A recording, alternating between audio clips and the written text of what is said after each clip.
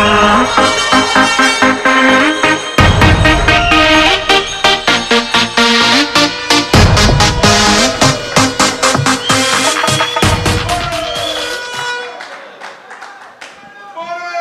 night, UNC family.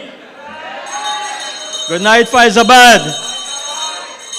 Let me first of all recognize and thank our chairman for this evening, our co-chairman, the hard-working mayor of the Siparia Borough, Councillor Dunad Miru, and Councillor Ramona Victor, and thank them for the wonderful job this evening. And of course, to recognize our political leader who is looking on this meeting tonight, and the next Prime Minister, the incoming Prime Minister of Trinidad and Tobago, the Honorable Kamla Prasad Bisesa. Brothers and sisters, ladies and gentlemen, when you have to speak after Barry Padarat and Saddam Hussein and Anil Roberts, it is a challenge indeed. But what it tells us is that in the UNC, in this party, we have tremendous talent. And you can see why when we stand up in the parliament, the PNM is on the run. So I want to thank and congratulate my fellow speakers. Welcome. Thank you again for coming to Fyzabad. Fellow speakers on the platform. And of course, to say a special welcome to the incoming Member of Parliament for San Fernando West, Dr. Michael Dowlat. And I see sitting next to him is the incoming Member of Parliament for San Fernando East, our brother hard-working councillor, Michael Alibokas.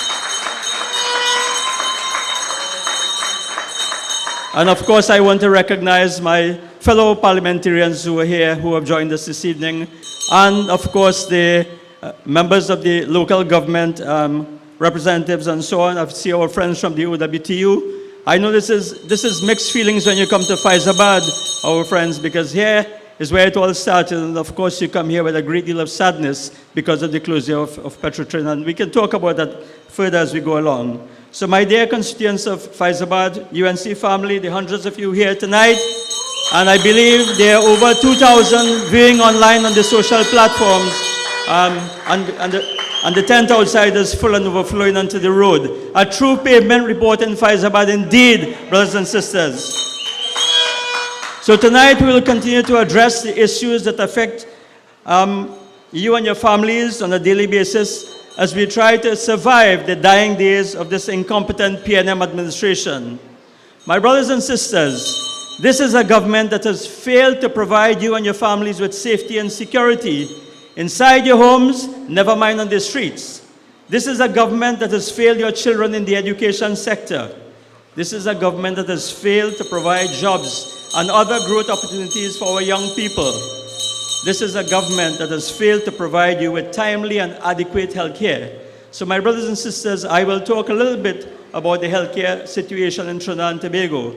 But before that, I just want to reflect a little bit on what has been happening to us here in Fyzabad. So not only has this administration failed to provide these basic amenities, despite spending some close to $500 billion over the last 10 years, we have to remember that. They have actually managed to worsen your lives and to make all of us increasingly miserable over their time in office. Ladies and gentlemen, living in Trinidad and Tobago is now a daily challenge. It is fraught with difficulty, desperation, despair, and danger at every turn. So yes, my brothers and sisters, this is governance PNM style. The Trinidad and Tobago that the Kamla Prasad Bisesa People's Partnership government left behind when we demitted office in 2015 has now been dragged from a paradise along an agonizing path of destruction to rest on the bank of a failed state. Listen to what I'm saying. This is where we are. This is the reality in 2025, a mere 10 years after we left government. So it is apparent here in Fyzabad, in the infrastructure. The mayor spoke about the mosquito crack. It's a daily eyesore as you try to traverse from San Fernando to not only Fyzabad, but to Lebre and Point Fortin. So this PNM doesn't care even about their own constituencies, the ones that they hold. So even their travelers to Point Fortin and Lebre have to suffer this. inconvenience in the Mosquito Creek. We already heard about the Shore of Peace, which is falling into the sea. Minister for local government comes and gives the assurance, talks about $20 million, but you and I know that will not fix until it falls long in the sea, just like what happened at the bridge in St. John's Trace, Avocat. The irony of this government is that they can't seem to complete a single project. You know, there's an interchange that could take you from Mondesi right to Fyzabad, and this thing is almost completed. Really embarrassing, it's about 100 yards to finish. And they have some problem, but they can't seem to finish it over the last 5 to 6 years. And of course, this is impacting on the business community and the tourism potential of Fyzabad.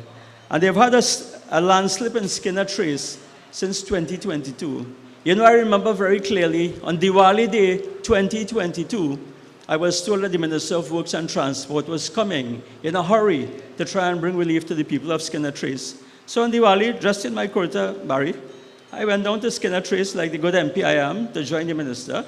And of course he spoke and there's hope and all of that. But here we are, this is 2025, and the 150 residents in Skinner Trace are still waiting for that landslip to be fixed and for them to be able to access what is rightfully theirs. Well, I will not say that. So my brothers and sisters and fellow citizens, there is a light at the end of this dark tunnel. The United National Congress, under the able and visionary leadership of our political leader, Kamla Prasad Bisesa, will, when she forms the next government, immediately begin the transformation of our nation back to a land of safety, opportunity, and prosperity. And my colleagues who have spoken here before have told us that we have the team, we have the plans, and we have the personnel. So, and we will do this, of course, with your help and your support, brothers and sisters, when the general elections is called very soon. We ask you to help to put the PNM out of their misery as we witness collapse over collapse in what passes for governance under their watch. So my brothers and sisters, remember, when the UNC wins, everybody wins. So now, ladies and gentlemen, I want to move on to some of the issues in the health sector in Trinidad and Tobago. There are many, many issues, but I just intend to touch on a few tonight. And there is only one word to describe the state of the health sector under this Minister of Health and this government, and that word is failure. This Minister of Health has been a spectacular failure, choosing pomp and ceremony and beating of the chest instead of trying to address the real issues in the health sector. The health sector has collapsed under his watch, from COVID to cancer, from cardiac care to chronic disease, from children life funding to children dying in NICUs. The story is the same. This minister has bungled it all. Ladies and gentlemen, rest assured that the UNC, when the UNC returns to government, we will fix it. Because when the UNC wins, everybody wins. We will put patients first and we will recognize patients' rights. The UNC will have a reliable hotline manned by experienced medical personnel to address the needs of the citizens. We also intend to amend the Children's Life Fund Act so that more children, we can expand the number of diseases so that more children, more needy children can access this fund. And of course, with regards to that disaster that happened in the NICU at the Port of Spain General Hospital, we will act with haste and on the PAHO report on the NICU to ensure that all the recommendations are dealt with and implemented. So, after spending some $60 billion in the health sector, many of you here tonight, yourselves, your families, and so on, still have to wait too long for your CT scans, for your ultrasounds, and your MRI scans and elective surgeries. When the UNC wins, we will guarantee you a maximum waiting time for your tests and surgeries. It means that we will set a certain standard and say, listen, you are not going to have to wait for more than that. And I want to assure you that this waiting time will not be in years, as you are currently experiencing under this PNM government, but it will be in months, if not in weeks. So that is something that we are going to deal with as soon as we get back into government. Many of you and your loved ones still have to wait long times in the accident and emergency departments and outpatient clinics for treatment. We will fix this as we did in 2010 to 2015. We will ensure that the Couva Hospital becomes fully functional so that citizens will finally have access to the 230 beds, currently empty beds, most of them empty, in a facility that has state-of-the-art CT and MRI facilities. Brothers and sisters, we will put an end to the politics of spite in Trinidad and Tobago, where a government can leave a new hospital closed for 5 years, claiming it to be a construction site, only to be able to open it in 2 weeks during the COVID period. So it couldn't have been a construction site. And now, again, underutilizing this great facility while patients are suffering for beds at the San Fernando General Hospital and the Mount Hope facility. So we are going to fix that, ladies and gentlemen.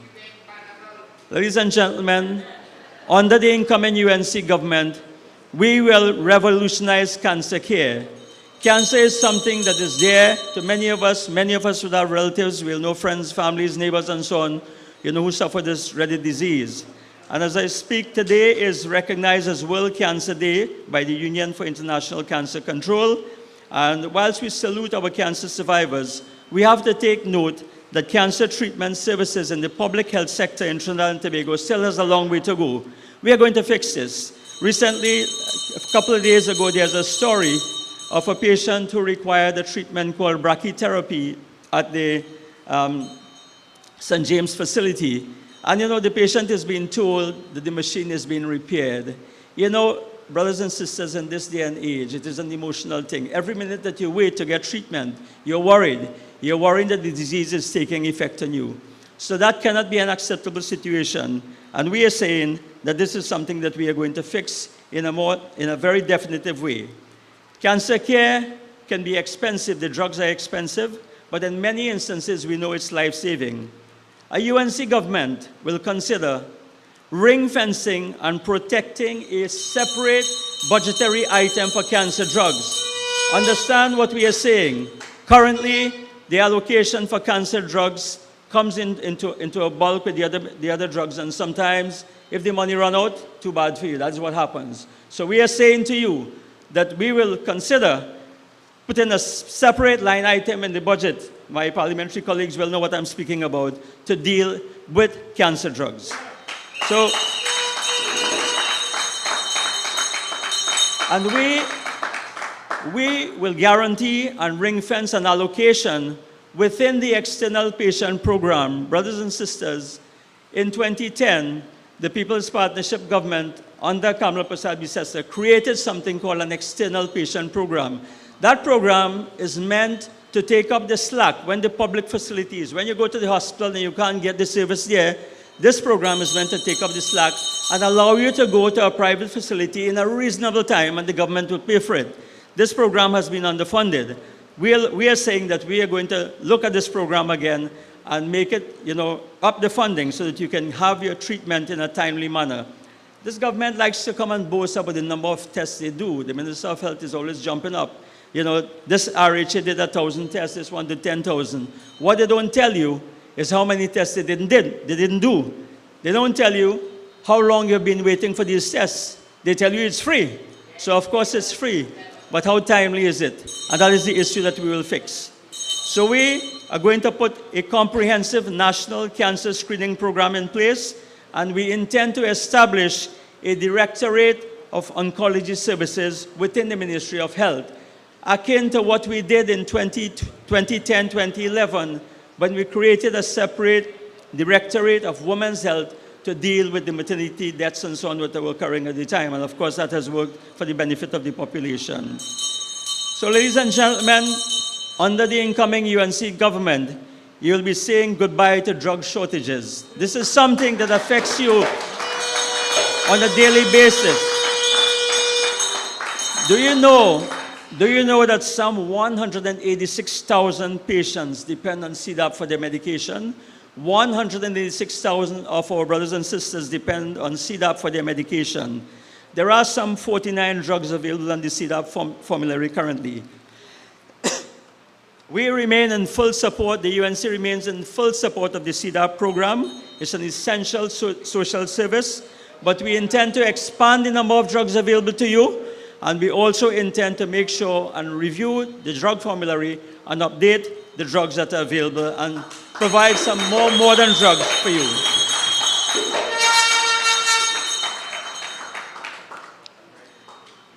Ladies and gentlemen, I just want to move on to what I will call chronic adult disease and children's health. And I link the two together. Yes, the two are related.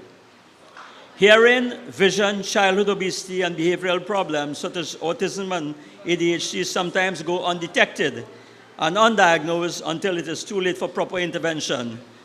Dr. Michael Dowlat mentioned about the idea of getting access for children in school, and we are going to support that. We are going to say we are going to provide and ensure regular and sustained access to doctors and other healthcare professionals for our nation's children. So we are going to have doctors in schools. And of course, this program will be a holistic approach with the Ministry of Health and with the Ministry of Education and other sectors. So we will find a space and a place for the large numbers of currently unemployed doctors, not only to work in the schools, but also in the primary healthcare centers to treat with the NCDs. Many of you who go to the health centers sometimes feel that you are rushed because there are too few doctors and they are rushed by so many patients, and all they can do is write you a prescription. So they've been reduced to prescription writers simply because the numbers are not there. And what an irony it is that you have so many unemployed doctors and yet so few working in the public health sector. We are going to fix that, ladies and gentlemen. And of course, brothers and sisters, a UNC government will reopen the health centers after 4 p.m. and on weekends to allow you access not only for emergency treatment, but for preventative care. In this difficult time, you want to go and have your blood pressure check, you want to get your sugar check and your cholesterol, but you are not going to leave work. You're not going to leave during working hours to go and do that. So we are going to make it convenient for you. When you finish work at 4 o'clock, you go to the health center. You're off on the weekend, you go and you have it done. And that is a simple investment that can, bring great returns in terms of preventing chronic diseases like diabetes and high blood pressure and so on. I want to, as I come to a close, I just want to look at two other issues, my brothers and sisters. I'm saying here that we are going to look after your heart when we form the next government. What do I mean by this? You've heard me speak on many occasions about the saga of the cath lab at the San Fernando General Hospital, ladies and gentlemen. The priority of this government has been to build a $40 million car park, to build a $400 million administration building in Queen's Park East, car park at San Fernando Hospital. And while all of this is happening, patients are waiting and suffering for simple, basic treatment, which can be life-saving treatment. So, sometimes you have to make choices. In 2011, then Prime Minister Kamala Persad-Bissessar had a choice to make. When she came to the San Fernando Hospital, following the last PNM administration, the Manning administration that is, she found patients lying on the floor. There was a shortage of beds. But there was a building, there was a structure next to the San Fernando General Hospital that the previous government wanted to use as an administration building. She said no. We could put this to better use. And of course, the story of that is that the San Fernando Teaching Hospital was constructed, and now there are 214 beds available for you in a state of art. But I just make that point to show you the thinking between our political leader, our then Prime Minister, and the current leadership and the current Prime Minister. So they would rather construct a very high-class building in Queen's Park East so they can look down at you suffering in misery, walking on the pavement, Ramona. That's what they're saying. Is that what they're telling us? So the other thing about cardiac disease, so just to cut to it, basically when you have a heart attack, you need something called an angiogram. They need to put a dye into your vein and to check and see if there's blockage, and if there's blockage, they need to put a stent or you need bypass surgery. That's a life-saving thing, right? But if you can't get it done, you will die waiting for it. Now, don't get me wrong, there's a program called the Adult Cardiac Program. So they are telling you that you could apply to the ministry to get assistance outside if you can't get it in the hospital. But the waiting time is long. Many of my constituents, have died while waiting for this, and I'm sure my colleagues can tell you similar stories. In addition to that, when we look at the funding for that external cardiac program, it's underfunded. Although they have spent over $100 million, it still is not sufficient, and I'm certain that many patients would have died while waiting. And the irony of all of this is that a cath lab can be constructed for between $30 to $40 million. So this is something that the UNC government is going to do. Whenever we get back into government, we are going to make sure that you get your cath lab at the San Fernando General Hospital, and indeed at all of the other facilities that require such a facility, all of the other institutions. So, ladies and gentlemen, I will close by reflecting on the governance of the health sector. Good and accountable management are the delivery arms of the health sector. The RHAs are what we call the delivery arms. The Ministry of Health makes the policy, but the RHAs is where the services are delivered. So this is important. Good management is important.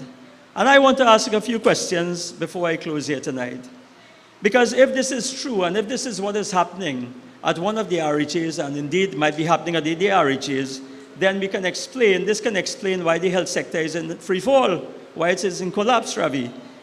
Is it true that a hospital manager was recently employed at the SWRHA without the minimum academic qualifications and is now making a mess of things? And is it true that this appointment was made because of political affiliation? I'm just asking for a friend, Anil.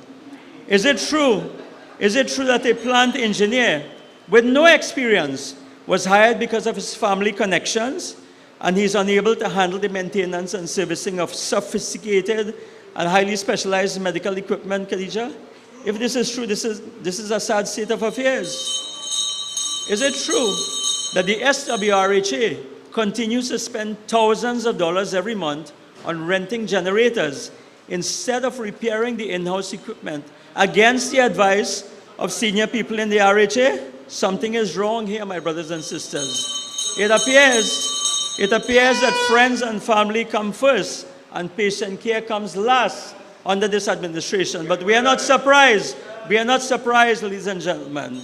So whenever we form the next government, the UNC will review the RHA Act to ensure that we get value for money. Almost a large sum of money is spent every year allocated to the RHAs, and we have to ensure that it is designed to provide proper care for patients. So my brothers and sisters, when the UNC win, everyone wins. There's a lot more we can say on the health sector. You would have noticed some of the policies of the incoming UNC government would have put on the screen as we go along. And as we go forward, we'll explain and share more of these policies. So I want to say to you tonight, remain strong and focused and united, my brothers and sisters. The time is near to bring the change for the better. The UNC has the experience, the talent, and most importantly, the leader to return good governance and good government back to our great nation. Long live Kamla Prasad Bisesa. Long live the United National Congress. May we all remain blessed and safe, Trinidad and Tobago. I thank you. Have a good night.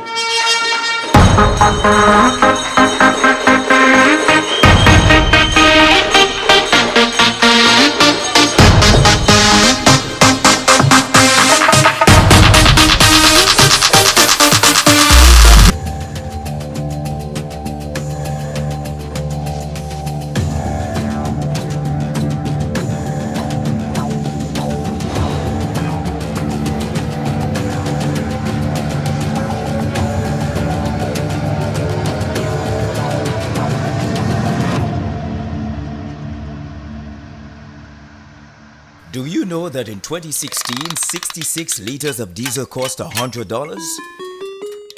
Today, under the PNM, you get 20 liters of diesel for $100. The diesel you paid $100 for under the UNC now costs $327 under the PNM, which directly affects the cost of food, transport, and services. Guess who I'm voting for next time?